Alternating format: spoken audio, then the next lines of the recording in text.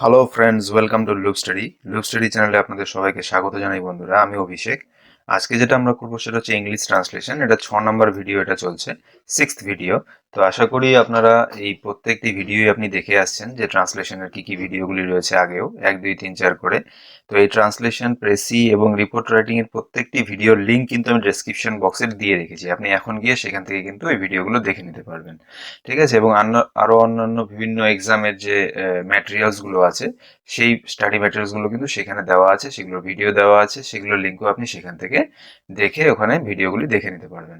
তো এই English translation clerkship, WBCS main, West Bengal police SI এবং আইসিডিএস এর যে মেইন পরীক্ষাগুলি আছে তার জন্য কিন্তু এটা খুবই ইম্পর্টেন্ট একটি বিষয়। কিন্তু এটি কিন্তু অতটা কঠিন ব্যাপার নয় যতটা এই প্রেসি বা রিপোর্টের ক্ষেত্রে আপনাদের মনে হয়। তো এটা কিন্তু অনেকটাই ইজি। তো এটা কিন্তু জাস্ট খালি আপনি যদি একটু সেন্টেন্স গঠন করার ক্ষমতা বা আপনার গ্রামারের কিছুটা নলেজ থেকে থাকে তাহলে কিন্তু এটা আপনি অবশ্যই খুব ভালোভাবেই করে উঠতে পারবেন।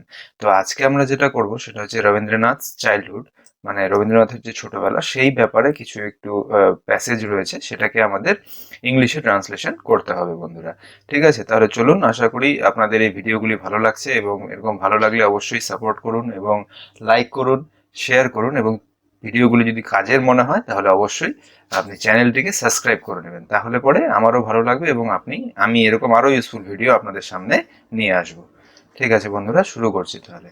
তো গাইডলাইন্স যেটা আছে সেটা আমি প্রতি ভিডিওতেই দিয়ে থাকি। তো ইংলিশ ট্রান্সলেশনের গাইডলাইন্সে এই তিনটে গাইডলাইন্স রুলস যেটা রয়েছে সেটা খালি আপনাকে ফলো করতে হবে। ঠিক আছে? তো এই তিনটে রুলস যেটা আছে সেটা আপনি নোট ডাউন করে নিতে পারেন বা আপনি স্ক্রিনশট করে নিন। তাহলে পরে কি হবে, এটা কিন্তু আপনাকে মনে রাখতেই হবে। কেননা আমাদের যে প্যাসেজ দেওয়া থাকে তার যেন কোনো মতেই পরিবর্তন না হয়, যেটা বলতে চাইছে সেটা যেন বজায় থাকে। ঠিক আছে?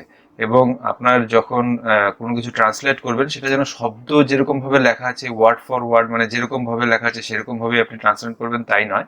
সেটার মানে মাঝখানের বিষয়টি, মানে সেটা কি বলতে চাইছে, ঠিক আছে, সেটা অভ্যন্তরীণ বিষয়টি বুঝে তারপর কিন্তু আপনি ট্রান্সলেশন করবেন। ঠিক আছে?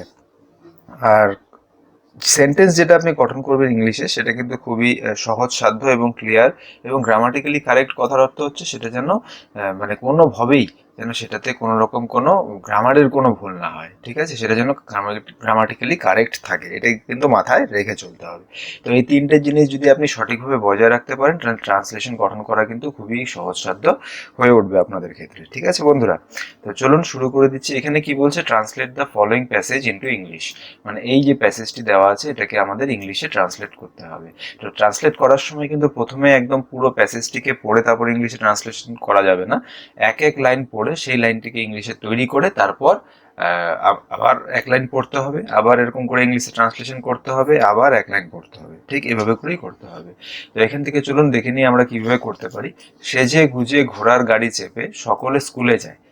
ঠিক আছে? তো সেজে গুজে ঘোড়ার গাড়ি চেপে সকলে স্কুলে যায়। তো এটাকে আমরা প্রথমত এই লাইনটিকে আমরা ইংলিশে তৈরি করে নেব। তারপর দেখে নিই তাহলে সলিউশনের মধ্যে কি আছে, everybody went to school exclusively dressed and groomed. ঠিক আছে? Riding in a horse cart. তাহলে এখান থেকে হয়ে গেল এতদূর পর্যন্ত প্রথম লাইনের ইংলিশটি, মানে everybody went to school exquisitely dressed and groomed এবং and riding in a horse cart. ঠিক আছে? তারা তারা কিভাবে স্কুলে যাচ্ছে, সেজে গুজে খুব ভালোভাবে প্রত্যেকে ঘোড়ার গাড়ি চেপে স্কুলে যাচ্ছে। তো প্রথম লাইনটি এখানে আমরা করে ফেললাম। তারপর দ্বিতীয় লাইনটি দেখে নিই। বালক রবির প্রায়ই বহুবিধ কারণে ঘটে ঘটে স্কুলে না যাওয়ার। অনেক বহুবিধ কারণ ঘটে, মানে বালক রবির প্রায় বহুবিধ কারণ ঘটে স্কুলে না যাওয়ার, মানে তার এরকম অনেক অনেক কারণ হয় যার জন্য সে স্কুলে যেতে পারে না। ঠিক আছে? বা স্কুলে যেতে সে চায় না। তো সেই জিনিসটি আমরা এখানে করি যে young Rabi often found occasions to stay away from school, মানে সে প্রায়ই কিছু না কিছু এরকম কারণ খুঁজে বেড়ায় যেটার থেকে সে যেন স্কুলে যেতে না পারে বা স্কুল থেকে সে যেন দূরে থাকে। এইভাবেই দিন যায়। তারপর কি বলছে, এইভাবেই দিন যায়, মানে Das the days ruled away, এইভাবে করে প্রতিটি দিন চলে যাচ্ছে। ঠিক আছে? তারপর তারপর হলো ইতিমধ্যে জননী সারদা দেবীর মৃত্যু হয়েছে। এরপর থেকে রবীন্দ্রনাথের স্কুলে যাওয়া আরো ঢিলে পড়ে গেল। বাড়ির মা হারা ছোট ছেলে বলে দিদি এবং বৌদিদের আদরে ও আশকারায় স্কুল কামাই বেড়েই চলেছে, ঠিক আছে, বা বেড়েই চললো।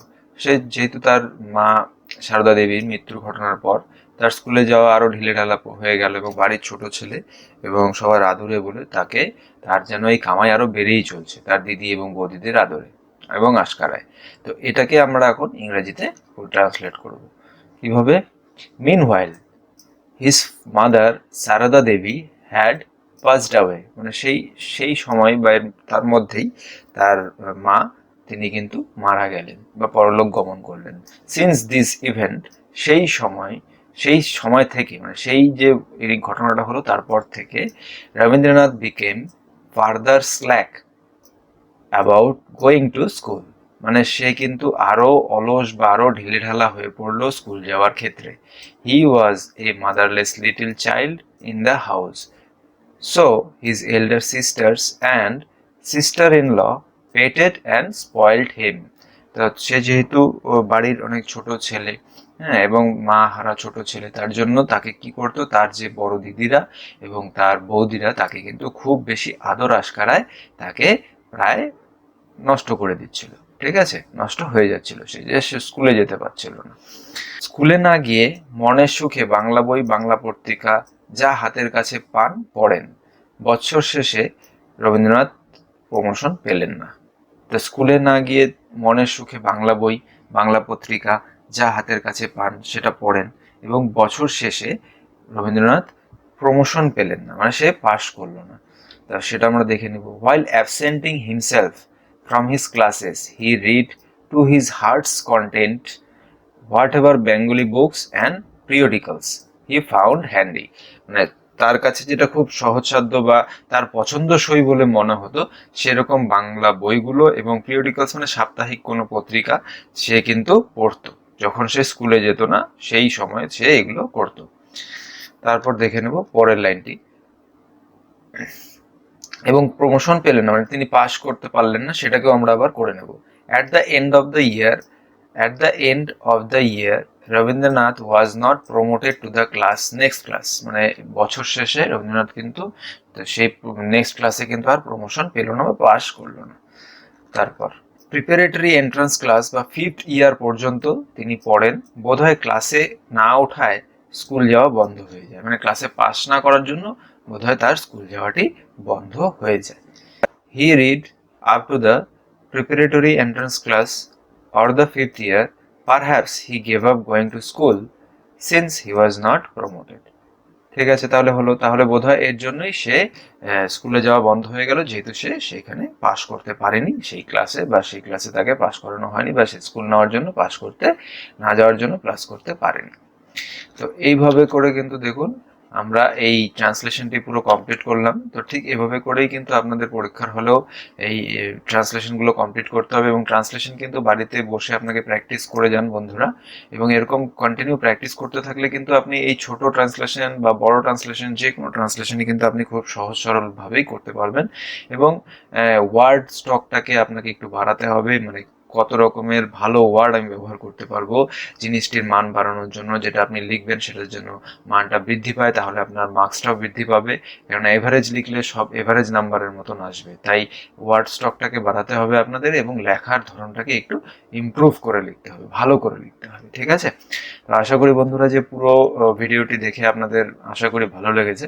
তো এরকম যদি আপনাদের আরও ইউজফুল ভিডিওর প্রয়োজন হয় তাহলে অবশ্যই আমাদের এই চ্যানেলটিকে সাবস্ক্রাইব করে নেবেন। ভিডিওটি ভালো লাগলে অবশ্যই লাইক করুন এবং শেয়ার করুন বন্ধুরা, ঠিক আছে। তো ধৈর্য সহকারে আমার সাথে এই পুরো ভিডিওটি দেখার জন্য আপনাদের অসংখ্য ধন্যবাদ। Thank you.